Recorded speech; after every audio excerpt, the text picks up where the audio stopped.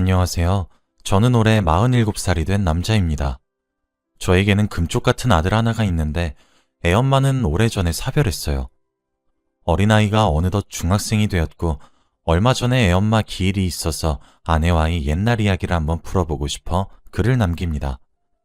지금 생각해도 정말 신기하고 놀라운 일인 것 같아요. 기일이 되니까 우리 아내가 너무 보고 싶네요. 저와 아내는 고등학교 동창이었습니다. 사실 제가 아내를 많이 따라다녔는데 고등학생 때 아내는 정말 예쁜 외모를 가지고 있었고 착하기까지 해서 저희 학교 학생들에게 인기가 아주 많았죠. 그래서 저 같은 평범한 남자는 눈길도 주지 않을 줄 알았어요. 저와 아내는 고등학생 때 말 한마디도 안 하다가 대학교를 저와 비슷한 지역으로 갔죠. 아마 고등학생 때 아내는 제 존재도 몰랐을 겁니다. 그래서 거의 옆 학교 수준인 곳을 우연히 가게 되었는데 대학로에서 자주 만났어요. 학교가 비슷하니까 가는 사람들도 많았고 거기서 아내를 발견했는데 여전히 예쁘더라고요. 그래서 대학생이었던 저는 아내에게 안녕 하면서 인사를 건넸더니 신기하게도 아내가 저를 알아보았습니다. 그래서 같이 합석을 하고 술을 먹다가 그 뒤로는 술집에서 만나면 가끔 눈인사 정도 하는 사이가 되었죠. 제 첫사랑이었던 그녀는 여전히 예뻤고 어색하지 않게 인사를 나눌 수 있는 사이가 된 것만으로 너무 기뻤습니다. 시간이 지날수록 개인적으로 단둘이 만나는 횟수도 늘어났고 점점 그녀도 저를 남자로 보는 것 같더라고요. 저를 좋아한다고 단도직입적으로 말하는 그녀에게 저는 바로 고백을 했고 그렇게 저희는 사귀게 되었습니다. 저와 그녀는 너무 잘 맞았고 오래 사귀었어요. 한 8년 정도를 사귀었는데 헤어질 때는 30대 초중반이었습니다. 저희가 헤어진 이유는 바로 그녀의 집안 때문이었죠. 그녀는 집이 굉장히 부잣집이었고 30대가 넘어가니까 집안에서도 결혼을 하라고 부추겼나 봐요. 그래서 저와 결혼을 하겠다고 하니까 당연히 부모님은 부잣집이랑 결혼을 해야 한다고 하셨고 여자친구는 절대 그런 결혼 안 하겠다고 반항을 했죠. 그런데 그녀의 아버지가 저를 개인적으로 찾아와서 내 딸을 사랑한다면 헤어져 주세요 라고 부탁하시더라고요. 흰 봉투를 주시면서 그렇게 말씀을 하시는데 거절을 할 수 없었습니다. 만약 저와 그녀가 결혼을 한다면 당연히 힘들게 살 게 뻔했는데 그녀를 위해서 이별을 하는 것이 맞다고 생각했죠. 저와 헤어지고 좋은 남자를 만나서 행복하게 살길 바랬거든요. 그래서 며칠 뒤 바로 이별을 통보했습니다. 그날 정말 많이 울었어요. 이렇게 울다가 죽을 것 같을 정도로 펑펑 우니까 감당이 안 되더라고요. 그녀도 당연히 왜 그러냐면서 저를 붙잡았지만 저는 차갑게 돌아섰습니다. 그냥 네가 싫어졌어 라고 하면서요. 지금 생각해도 정말 나쁘게 말한 것 같아요. 어제까지 잘 지냈던 남자친구가 이렇게 한순간에 변해버리니까 그녀도 혼란스러웠을 겁니다. 아무튼 그렇게 헤어지고 한 일주일 후에 친구에게서 전화가 오더라고요. 다들 저와 그녀의 이별을 알고 있었는데 친구가 전화 와서는 야, 걔 결혼한다더라? 라고 하는 겁니다. 그녀는 저와 헤어지고 다른 남자와 결혼하기로 했다네요. 그녀와 결혼할 남자는 유명한 회사의 대표였습니다. 그녀가 행복하길 빌었고 저와 함께했던 순간은 다 잊길 바랬어요. 헤어지고 나서 일만 열심히 하면 그녀를 잊을 수 있을 것 같았기에 일만 악착같이 하다 보니까 새로운 사람을 만나지도 못한 채로 저는 노총각이 되었습니다. 그렇게 제 나이는 40살을 바라보고 있었어요. 부모님도 제 결혼을 기대하지 않으시고 저도 결혼에 대한 생각이 딱히 없습니다. 가끔씩 그녀 생각이 나긴 했었는데 그때는 하나의 추억으로 생각하고 있었죠. 그런데 며칠 전 제가 집 근처에 있는 카페에서 일을 하려고 커피를 마시면서 가게에 앉아 있는데 맞은편 테이블에 앉아 있는 사람이 왠지 모르게 낯이 익더라고요.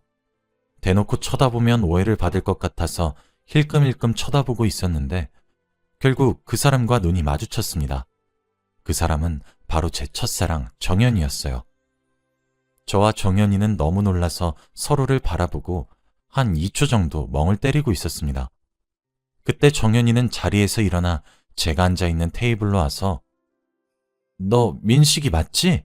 라고 하더군요. 제가 끄덕거리니 정연이는 야, 대체 몇 년 만이야?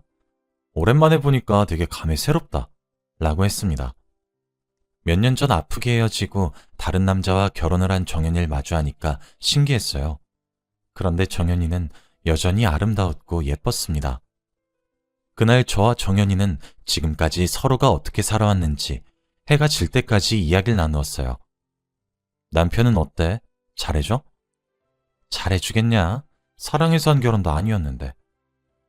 정연이는 저와 헤어지고 정말 힘들어서 방황하고 있었는데 아버지가 그렇게 살 거면 차라리 새로운 남자를 만나라고 했대요. 그래서 아무 생각 없이 나간 소개팅 자리에서 한 남자를 보았고 너무 자기한테 잘해주었다고 하더군요.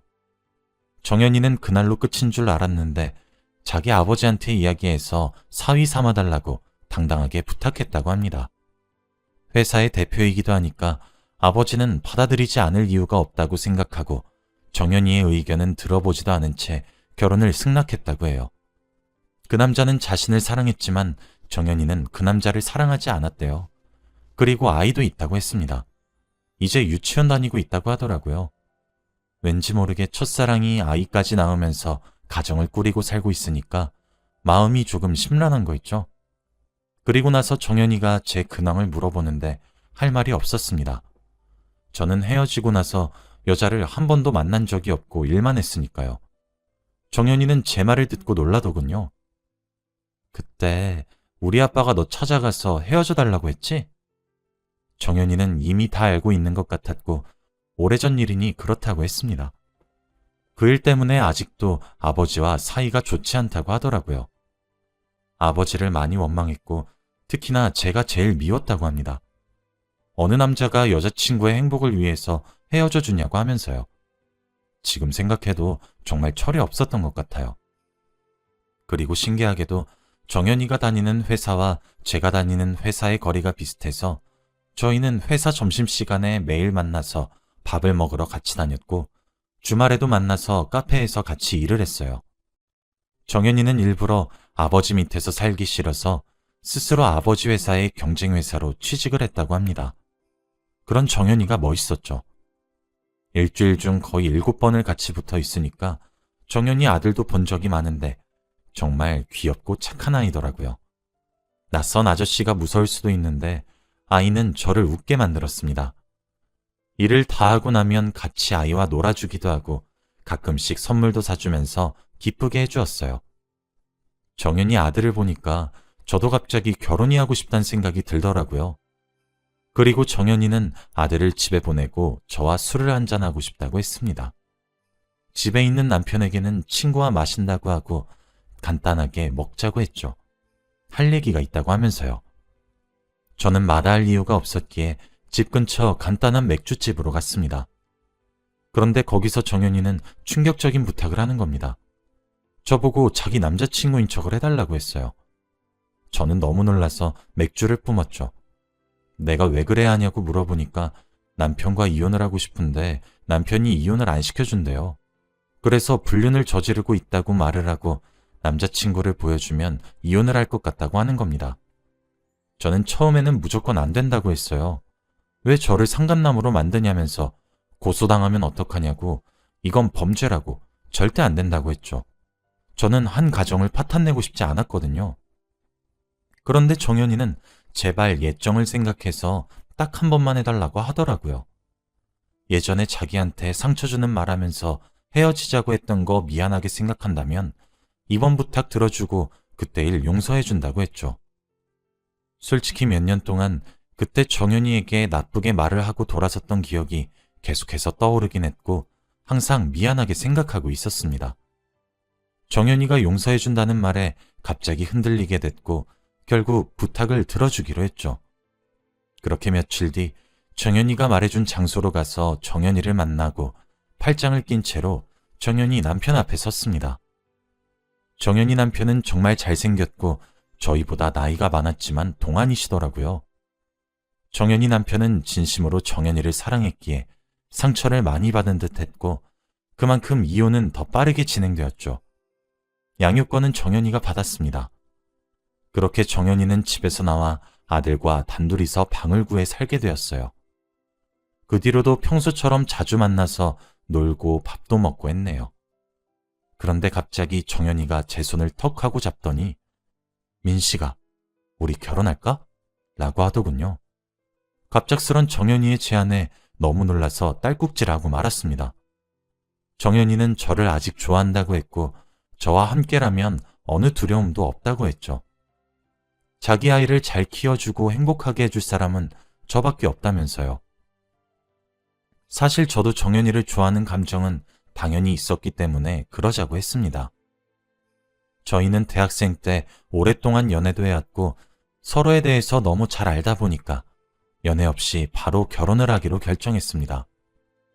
서로 나이도 이제 40살이 다 되어가니까 결혼도 하고 싶었고요. 저는 제 주위 사람들에게 다 이야기했어요. 고등학교 친구들, 회사 지인들, 그리고 가족들한테까지요.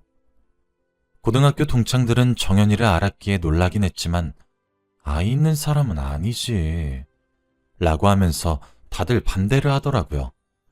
그리고 결혼을 늘 바라던 저희 부모님도 돌싱녀는 안 돼 라며 딱 선을 그으셨습니다. 다들 한마음 한뜻으로 지금은 좋을지 몰라도 피 한 방울 안 섞인 남의 자식을 키우는 건 힘들다고 하더라고요. 저는 그래도 아랑곳하지 않고 결혼을 하겠다고 말했습니다. 걱정하는 정연이에게 걱정하지 말라고 말을 했고 저희는 기분 전환 겸 나들이를 가기로 했죠. 집 근처 공원에 앉아서 정연이가 싸온 도시락을 먹는데 이보다 행복할 순 없더라고요. 아이도 너무 즐거워했고 이렇게 가정이 꾸려지면 얼마나 행복할지 상상이 되지 않았습니다. 정말 한 가족이 되는 것 같았죠. 나들이를 끝내고 가는 길에 한 가족이 사진 촬영을 부탁하더라고요. 그래서 찍어주었는데 갑자기 저희 3명 보고 찍어주겠다고 하는 겁니다. 처음에는 반대했지만 정연이가 왜 찍자 라고 해서 섰네요. 그런데 찍어주시는 분이 아버님이랑 어머님이랑 조금 더 붙어주세요 라고 하더군요. 아버님과 어머님이란 말에 왠지 모르게 가슴이 움찔거렸습니다. 그러다가 아들분 손잡아주면 예쁠 것 같아요 라고 하더라고요. 갑자기 아들이라고 부르니까 너무 기분이 좋았고 얼굴이 빨개졌습니다. 정연이는 민씨가 우리가 부부로 보이나 봐 라고 하며 좋아하더라고요. 저도 이 순간이 너무 좋았고 결혼을 당장 하고 싶더라고요. 저는 주위 사람들의 반대는 다 무시하고 정연이만 생각하기로 했습니다. 그래서 결혼을 빨리 진행하기로 했고 혼인신고를 하러 가기로 했죠. 저와 정연이는 시청 앞에서 만나기로 했고 약속 시간보다 일찍 도착한 저는 시청 앞에서 정연이를 기다리고 있었어요. 그런데 약속 시간이 10분, 20분, 30분이 지나도 정연이가 오지 않는 겁니다. 전화도 받지 않고 문자도 답장이 없길래 걱정이 되었죠. 그런데 모르는 번호로 전화가 오더라고요. 받았더니 응급실이었습니다. 혹시 박정현 씨 보호자분 되세요? 여기 병원인데 지금 오셔야 될 것 같아요. 라고 하더라고요. 너무 놀라서 무슨 일인지 물어보지도 못하고 당장 택시를 타고 병원으로 향했습니다. 그런데 병원에는 피를 흘리고 있는 환자들이 너무 많았고 그 중에서 정연이를 찾는 일이 쉽지 않았죠. 간호사가 말하기를 정연이가 타고 있던 버스가 무려 8중 추돌 사고가 일어났다고 해요. 너무나 크게 교통사고가 나는 바람에 승객에 있던 사람들 중 대부분은 생명이 위험하다고 했습니다. 겨우 발견한 정연이는 숨을 거두기 직전이었고 결국 5분도 되지 않아 세상을 떠났습니다. 어떻게 혼인신고를 하는 날에 이렇게 하늘나라로 가나요? 그 자리에서 저는 소리를 치며 오열을 했어요. 솔직히 제 인생의 대부분을 정연이와 함께 했는데 이렇게 떠나가다뇨. 이제 드디어 결혼을 하고 가정을 이루고 아들과 셋이서 행복하게 살 날만을 기다렸는데 말이죠. 저는 도저히 눈물이 멈추지 않았습니다. 시간이 어떻게 흘렀는지도 모르겠어요. 장례식장에서 정연이의 아버님은 제 뺨을 때리시고는 자네가 우리 딸 죽였네 라고 하셨습니다. 저는 거기서 아무 말도 하지 못했고 순순히 인정했어요. 처음부터 저와 만나지도 않고 결혼하기로 약속도 하지 않았으면 혼인신고를 할 이유도 없었을 테고 그러면 정연이가 그 버스를 타지도 않고 죽지도 않았겠죠. 모든 게 다 제 탓 같았습니다. 죄책감이 너무 많이 들더라고요. 아직도 정연이가 살아있는 것 같고 꿈에서도 너무 자주 나왔습니다. 그리고 딱 한 가지 걸리는 게 있었는데 바로 정연이 아들입니다. 이혼을 해서 정연이 혼자 키우고 있는데 이제 이 아들은 아빠에게 가야겠죠. 어린아이가 엄마의 죽음을 받아들이기는 힘들 텐데 말입니다. 너무 마음이 아프고 미안했어요. 저는 겨우 마음을 가다듬고 아이의 아빠를 찾아갔어요. 그런데 정연이와 헤어지자마자 다른 여자를 만났는지 행복해 보이더라고요. 아이를 데려다 주니 내가 왜 키우냐? 어차피 내 애도 아닌데 라고 하더라고요. 저는 책임감도 없는 그 남자의 멱살을 잡고 애 아빠라는 사람이 할 소리야? 라며 따졌지만 아니 이 애 진짜 제 아들 아니에요. 그쪽 아들이잖아요. 라고 하더군요. 저는 무슨 말인지 도저히 이해가 안 됐어요. 정연이의 전 남편이 하는 말은 이랬습니다. 소개팅 날 만났고 정연이가 마음에 들어서 관계를 발전하고 싶었는데 갑자기 정연이가 자기한테 임신했다고 하더랍니다. 처음은 자기가 마음에 안 들어서 그런 핑계를 대면서까지 자기를 거절하는구나 싶었대요. 그런데 정말로 정연이는 배가 점점 불러왔고 그 남자는 정연이를 너무 사랑했기에 다른 남자의 자식이라도 정연이만 있으면 됐다고 했죠. 그렇게 아이를 낳았는데 정말 자기와 하나도 안 닮으니까 생각과는 다르게 정이 가지 않더랍니다. 그래서 친부를 찾아봤는데 그게 저였다고 해요. 저는 그 말을 듣고 너무 놀라서 주저앉아 버렸네요. 정연이는 저와 헤어질 당시에 임신을 하고 있었고 결국 낳았다고 합니다. 정연이는 알고 있었는데 그 사람에게 다시 가면 피해만 줄까봐 선뜻 아이가 생겼다고 말도 못했다고 하더군요. 저는 정연이에게 평생 상처만 준 사람이었던 것이죠. 헤어질 때 정연이는 얼마나 마음이 아팠을까요? 임신 소식을 알리려고 했는데 이별 통보 받고 얼마나 가슴이 찢어졌을까요? 그리고 드디어 제대로 된 가정을 찾았고 행복해지려고 하니까 하늘나라로 갔습니다. 왜 정연이에게 이런 시련만 주는지 세상이 너무 밉더라고요. 저는 어린 아들을 안고 그날 펑펑 울었네요. 아들은 당연히 제가 키우기로 했고 아들은 처음에는 저를 아저씨라고 부르다가 시간이 지나고 자기도 이제 제가 아빠라는 사실을 눈치챘는지 아빠라고 부릅니다. 그때 얼마나 감격스러웠던지 몰라요. 지금은 아주 많이 커서 중학생이에요. 공부도 잘하고 착실합니다. 저와 아들은 친구 같은 부자관계예요. 그리고 엄마의 기일만 되면 같이 펑펑 웁니다. 너무 보고 싶다면서요. 아직까지 정연이가 너무 보고 싶습니다. 모두들 자기 아내와 남편분 살아계실 때 잘해주길 바래요. 아직 살 날이 많은데 벌써 걱정입니다. 제 이야기는 여기까지예요. 들어주셔서 감사합니다.